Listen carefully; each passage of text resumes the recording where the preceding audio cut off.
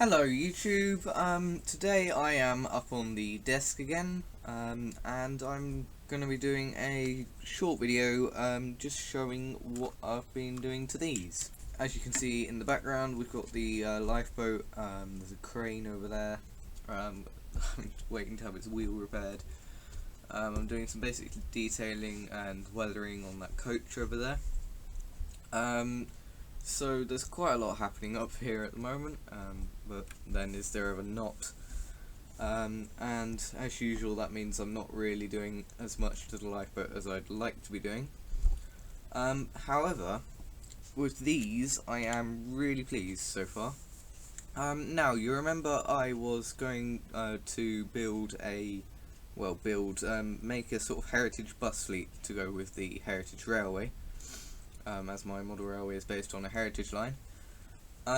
So I've had this one for ages and ages and ages, and we got it to convert it to Rodney Routemaster, which is a children's book, sort of like Thomas the Tank Engine but with a Routemaster. So this was the first one, and we converted it to Rodney Routemaster, which was based on a real Routemaster, which was RM652. So we changed the numbers. It's 652, as you can see there, or it's easier to see on the other side probably. And we put number plates on it because this is quite an old model.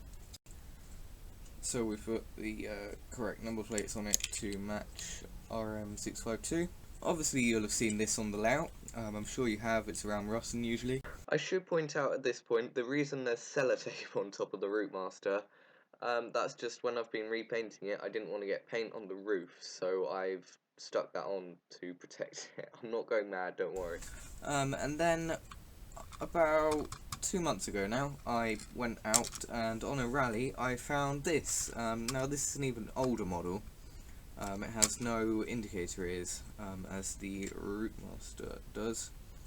And if you're noticing they're different, obviously it's not a Routemaster. This is an RT, which is basically what the Routemaster replaced, sort of, on some routes. It's complicated. They replaced the trolley buses and these, basically. So this is an RT, which is sort of just after the war they were built. And the press often call them Routemasters. If you put them alongside each other, obviously they actually look nothing like each other. But yeah, so as I was saying, this is an older model. It doesn't have indicator ears, so it was lacking on detail quite a bit. But what I've done is not actually changed any numbers on this one. It came with the number plates on it. Someone else had already put the number plates on it, and it was second hand. What I've done is basically detailed it, same as I have done the Routemaster. So I've done the two side lights. They weren't painted for some reason, so these little lights here and in there. Same on the Routemaster, that side lights weren't painted, so I painted them and there. And on the RT I've gone around and then I've also painted the two bonnet handles. On the RM I've painted the one bonnet handle that you get.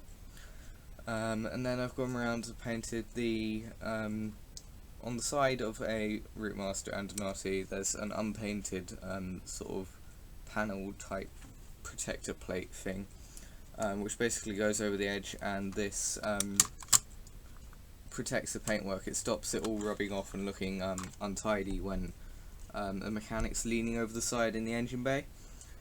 So I've painted these on. There's one there and one there. Obviously you can see them, I don't even need to point them out. I've also picked out the handles for the cab, so when the driver climbs in, obviously you need some handles to grab onto, so there's 3 on the Routemaster. I've picked them out with some chrome paint, or what's supposed to be chrome. Then on the RT there's just 2. They're not chrome, because on RT there's just stainless steel. I think it's sort of polished stainless steel, or it's some kind of metal basically. There's no chrome on an RT, so everything's just a bit dulled down on this, whereas I've gone for the shinier paint on picking out stuff like that on the Routemaster. Going along more, I've painted in Clydeside Scottish livery. So obviously once the Routemasters were sold out of London, they went on to other companies, and 652 Rodney went on to Clydeside. As you can see, there's the logo there, which was a Scottish company, and hence it has Glasgow on the front. In this livery, they had the step was either painted silver or it wasn't painted at all. So I picked that out with some aluminium coloured paint. I've just painted that because that was red. It hadn't been picked out itself.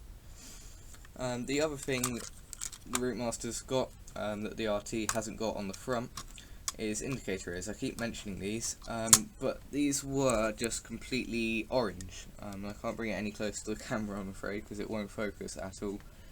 But they were just completely orange, so what I've done is I've gone around the edges of them black. Obviously in real life they are black around the edge, which is basically rubber.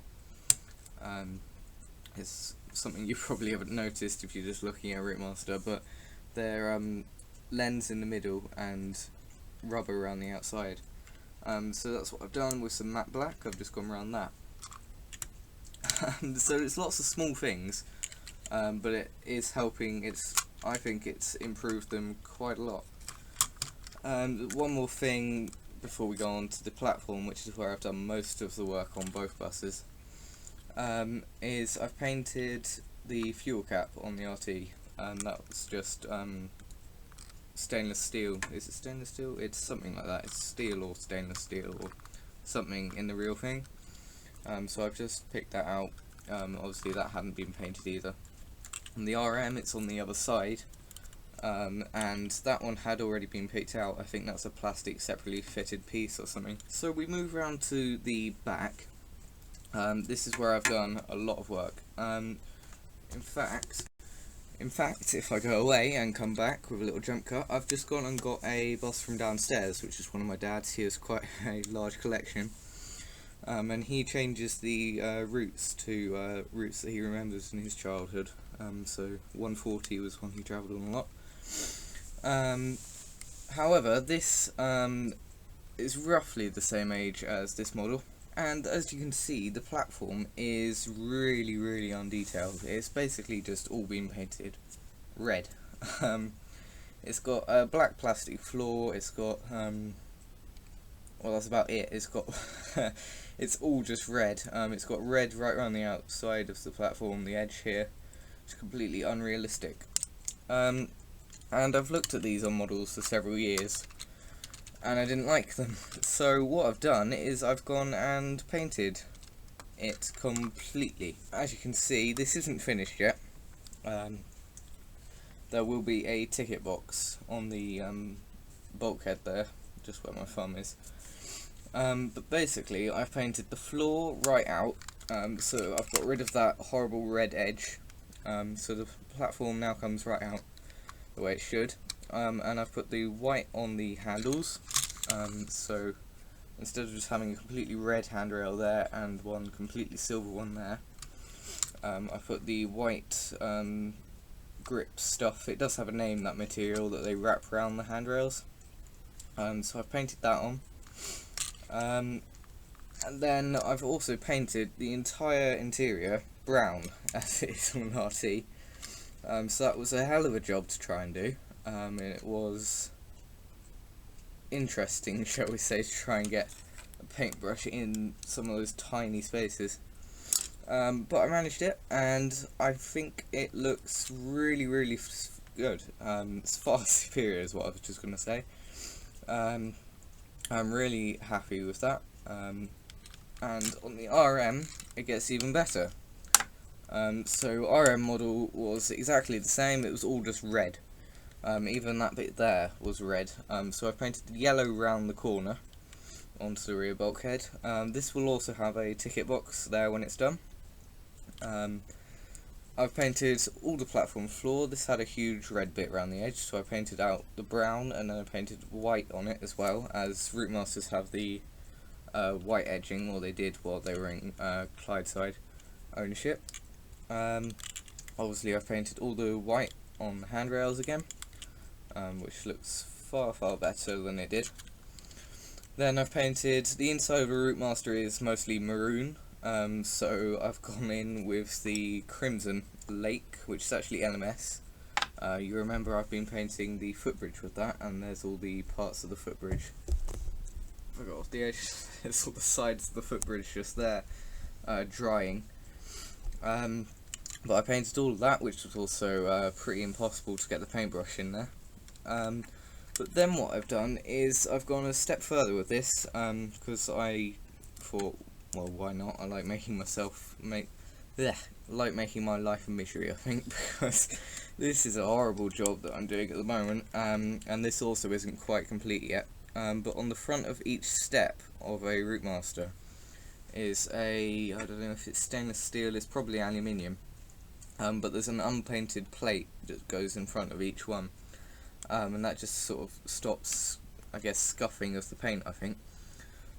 But I've tried to replicate that, and I've painted them onto each step, so I'm getting there. They're not quite done yet, there's a few that aren't quite straight, as you can see there's some wobbly edges and stuff. But yes, as you can see, I think that looks a hell of a lot better than that. So, as I say, these aren't yet finished. When they're finished, they'll be done the layout, and I'll just go over whatever else I've done to them then. Which is basically, I've just got to tidy up those edges and put a ticket box on. And this is definitely not the Heritage Bus Fleet finished for the layout. There'll be a few more, at least 4 more or something. I'll get some RFs, more RTs, I'll get a London Routemaster, to just add to the mix a bit. So yes, thanks for watching, like, comment, subscribe. If I don't get back to you straight away, I'm not being rude. When this video goes live, I'm actually on holiday. I've just scheduled it, I've set it for a scheduled upload, so just to keep the channel ticking over, so this won't go live until I'm on my holidays down in South Devon. So thanks for watching, like, comment, subscribe, and I'll get back to you as soon as I can. So goodbye.